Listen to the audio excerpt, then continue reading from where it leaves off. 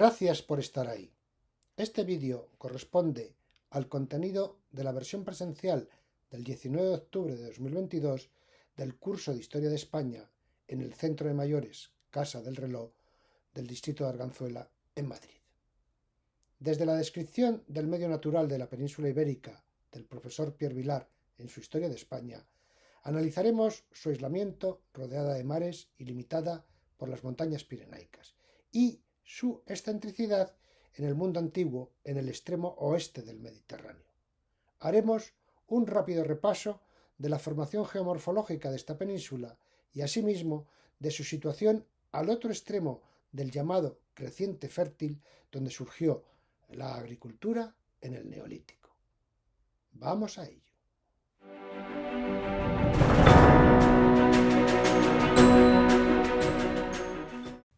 El marco espacial es algo muy importante, definitivo en el desarrollo histórico de países, estados, naciones.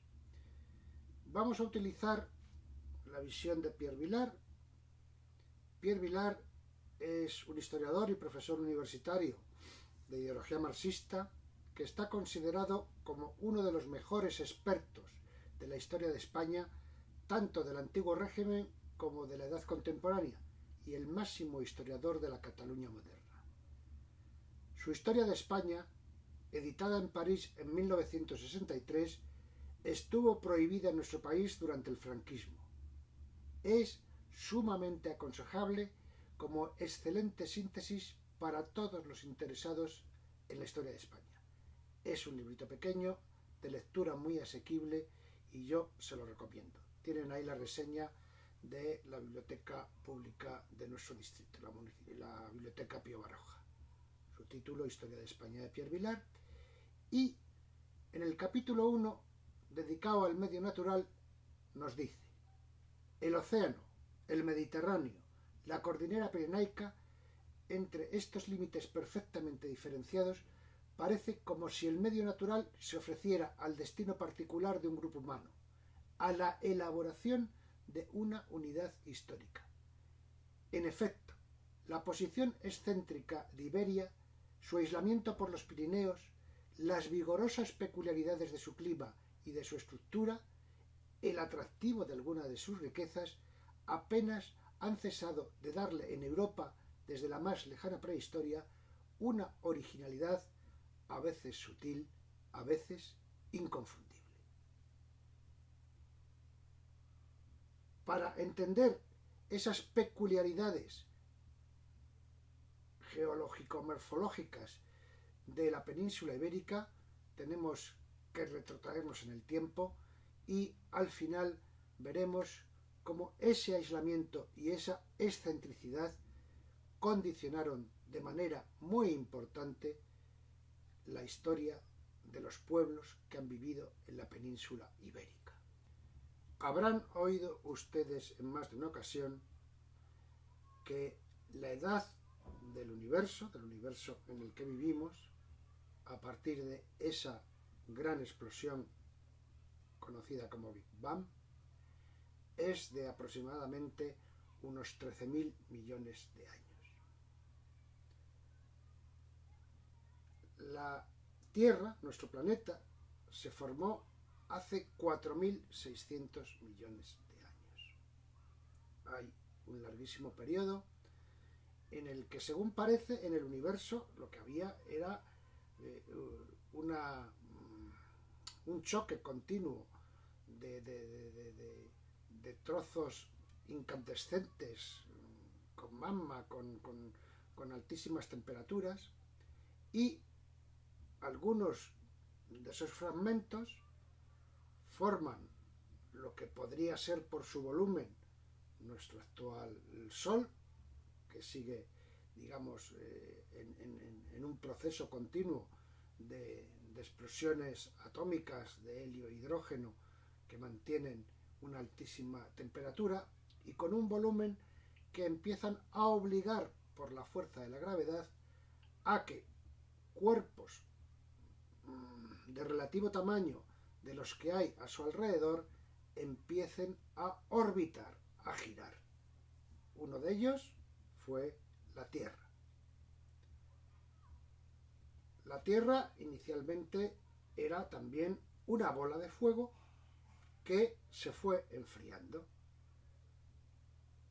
El radio de la Tierra, desde la superficie al centro del planeta, es de 6.378 kilómetros.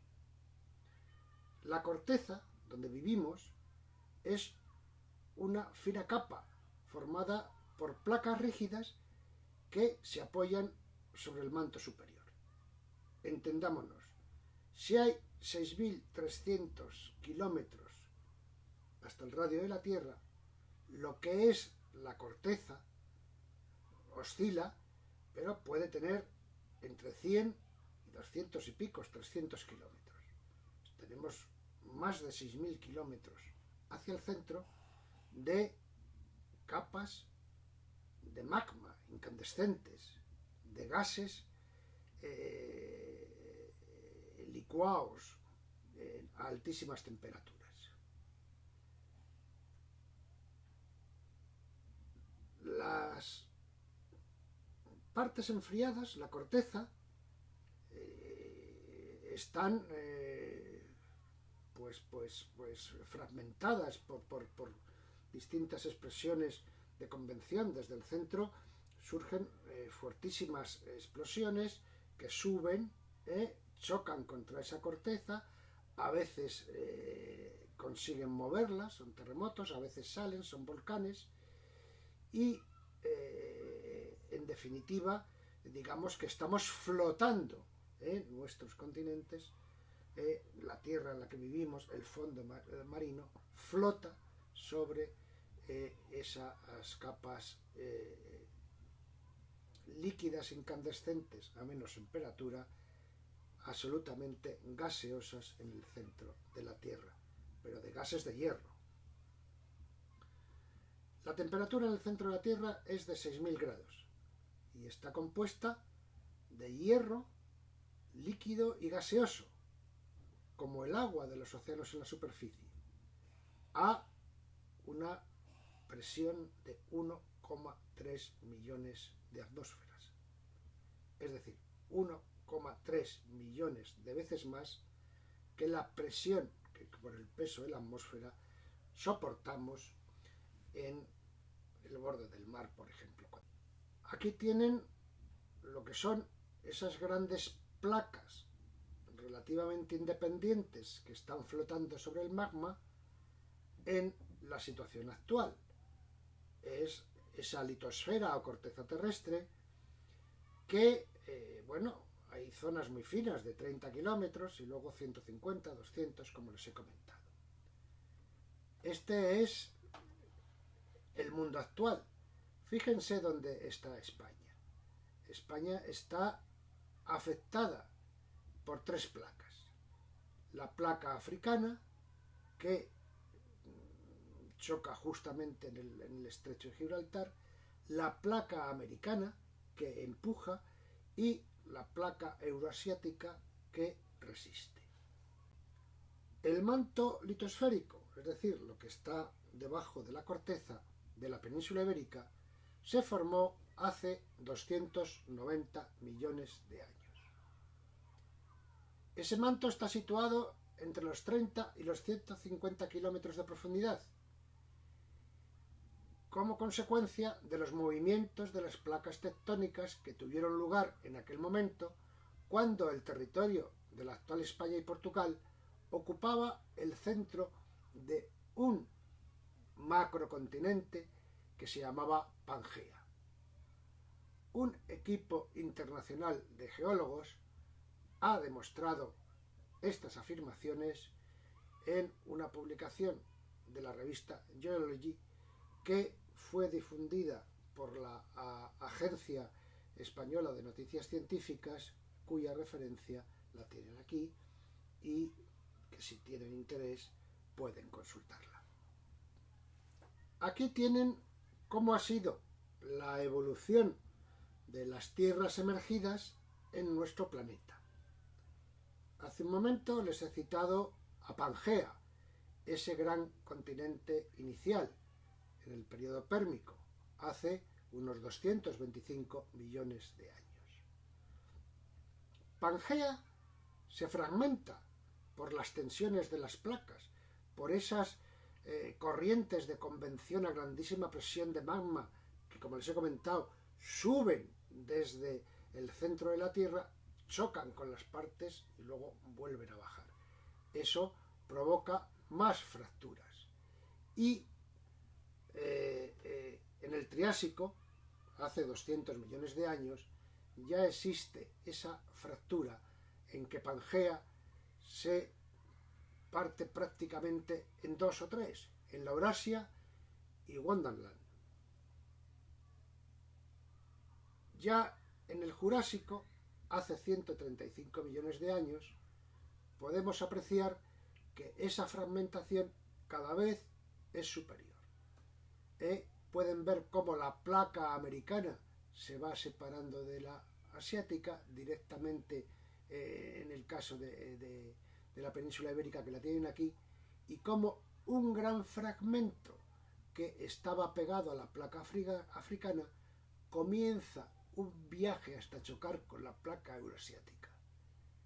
Este trozo grande es la actual India, y cuando choca con la placa euroasiática provoca el grandísimo plegamiento que en la misma época también está empujando la placa africana, y es lo que se llama el plegamiento alpino.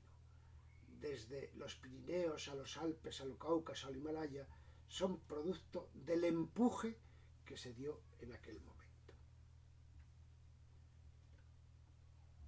Ya todo esto estamos todavía en la era primaria, en el Jurásico. En el Cretácico, hace 65 millones de años, esto empieza a adquirir esa forma más parecida a la actual, pero esas grandes placas, esos grandes continentes continúan viajando. Y aquí abajo tienen la estructura actual.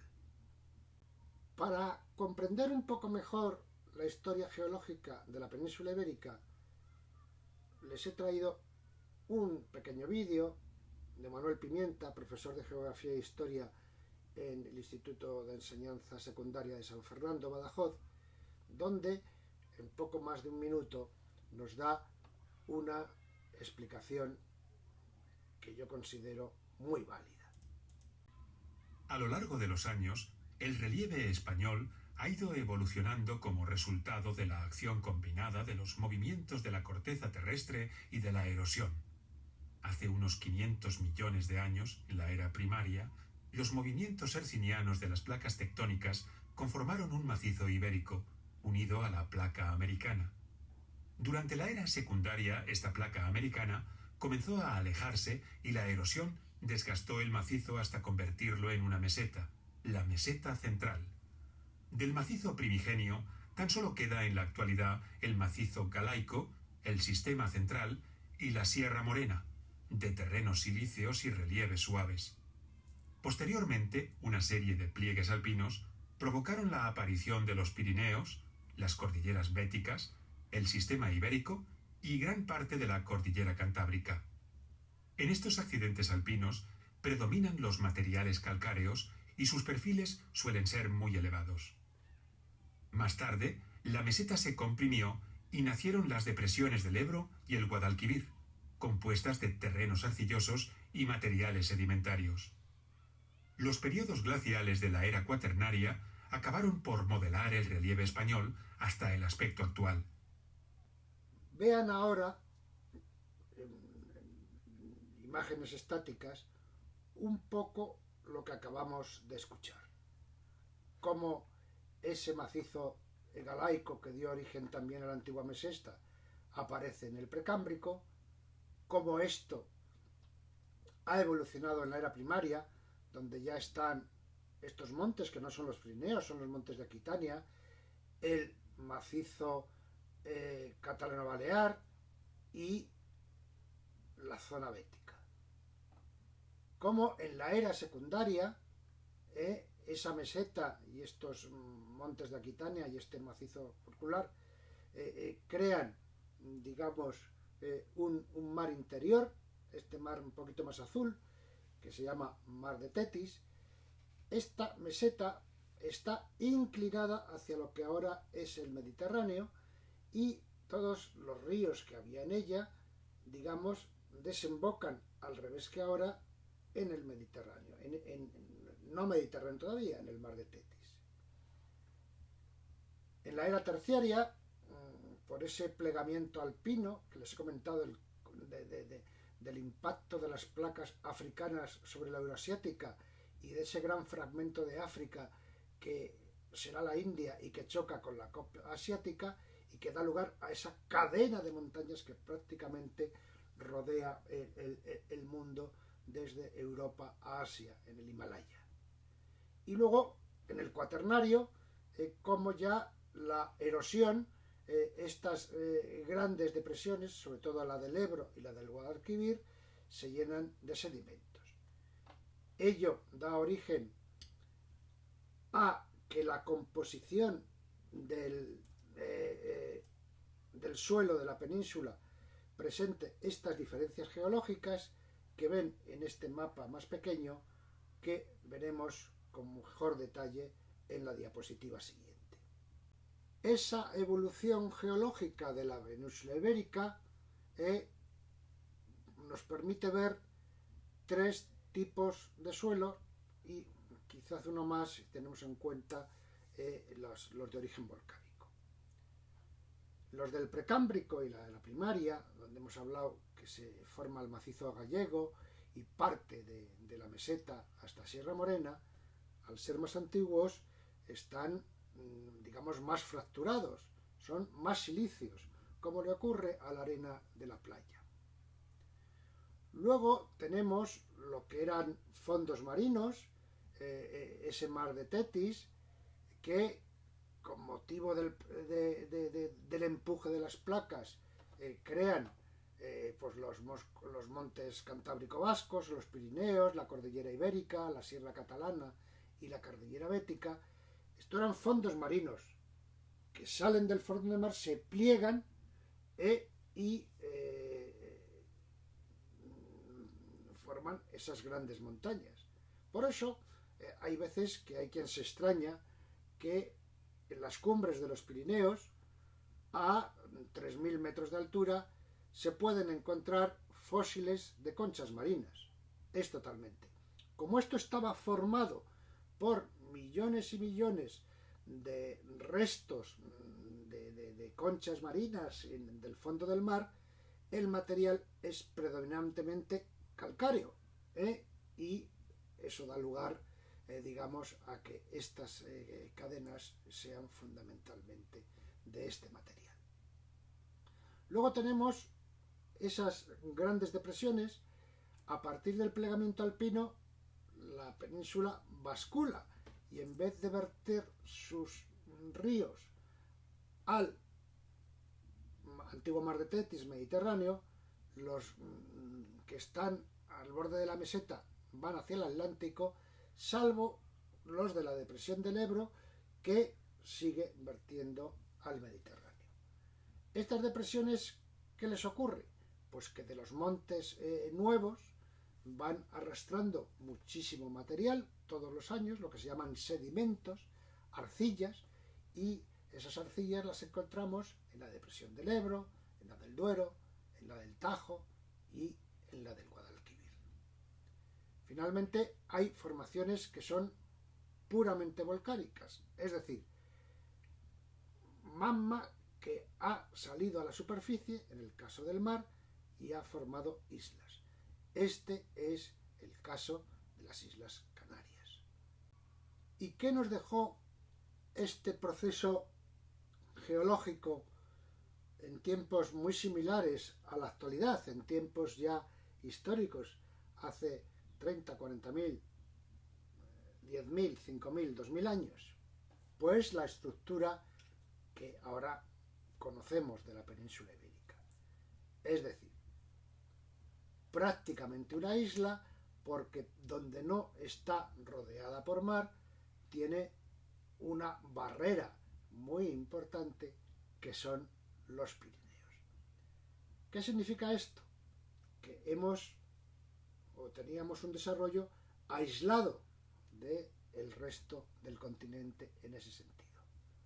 Por otra parte, la estructura de la meseta y la gran cantidad de montañas dificultaban de manera extraordinaria, digamos, los movimientos por el interior, de forma que pues fueron factibles a través fundamentalmente de las depresiones del Ebro y de la del Guadalquivir, que son pues, donde ha habido penetraciones e invasiones, pero moverse por lo que constituye el centro de la península siempre ha sido muy dificultoso.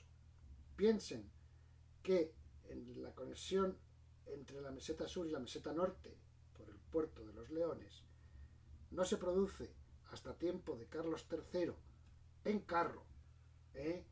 Es las carreteras de Carlos III las que permitirán por primera vez que un carro, un vehículo de ruedas, pueda pasar de Madrid a Segovia.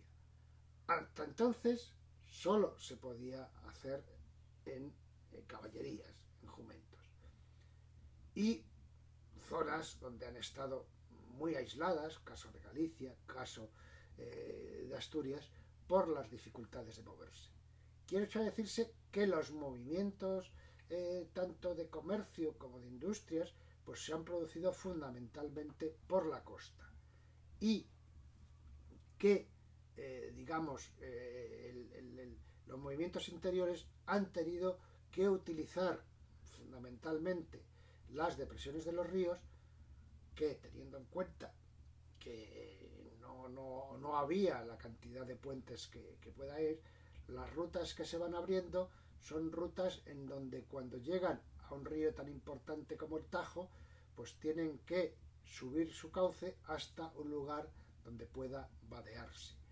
O como el paso entre el centro y la depresión, pues tiene que utilizar la depresión, el valle del río Henares hasta que prácticamente empalma con la del Jalón. Depresión que utilizaron, por ejemplo, visigodos y árabes para hacer este tránsito.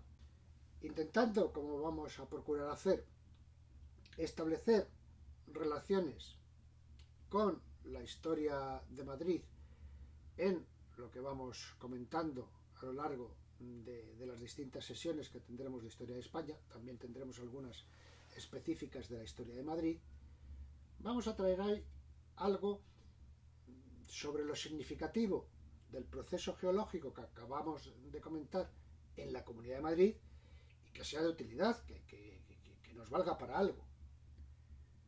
Tenemos un acuífero detrítico. Detrítico significa arcilloso, que es como una vasija, terciario, que es la gran fuente que abastece a todo Madrid. Como ven en el mapa,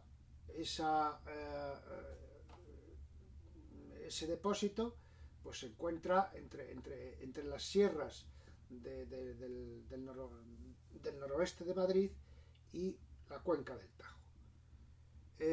Tiene una extensión de unos 2.600 kilómetros cuadrados, es decir, tenemos un mar de agua dulce en nuestro subsuelo que ocupa aproximadamente un tercio de la superficie de la Comunidad de Madrid. Tiene forma de lenteja, es decir, es más ancho por el centro y más estrecho por los bordes.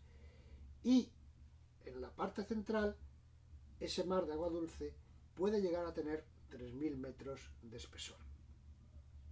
Son recursos que hoy por hoy solo se utilizan en caso de emergencia.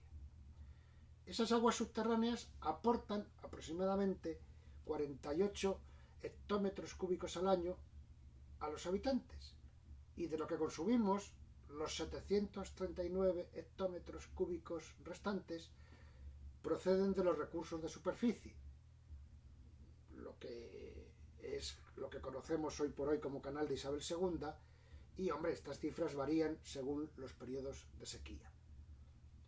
Hasta mediados del siglo XIX, la población de la ciudad de Madrid se abastecía exclusivamente de esas aguas subterráneas en los denominados viajes del agua.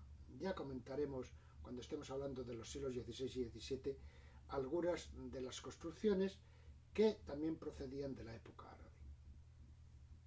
En el siglo XIX llegará el apoyo del río Lozoya con la inauguración del canal de Isabel II. Siguiendo lo que nos explicaba al principio Pierre Vilar sobre el marco espacial de la península ibérica, ya hemos visto cómo su evolución geomorfológica la convirtió prácticamente en una isla rodeada de mares, pero con la zona de tierra con una barrera importantísima que eran los Pirineos. Uno de esos mares es el Océano Atlántico, un mar tenebroso, desconocido, sobre el que no se atrevían a navegar o no había posibilidades. Tengan en cuenta que la navegación antigua se hacía fundamentalmente por cabotaje, es decir, recorriendo las proximidades de las costas, y las travesías eran poco importantes. Y luego había lo que se formó, un gran mar interno, que es el Mediterráneo. Pero ¿qué ocurrió hace unos 10.000 años en ese Mediterráneo? Pues que hay una zona oriental, que se conoce como el creciente fértil, que es donde empieza la agricultura, el paso del paleolítico al neolítico, de pueblos cazadores recolectores a pueblos que se asientan en territorios donde se dedican a la agricultura. Y los primeros de esos pueblos fueron los pueblos de Mesopotamia, que la tienen aquí con los ríos Tigris y Éufrates, y Egipto con el río Nilo.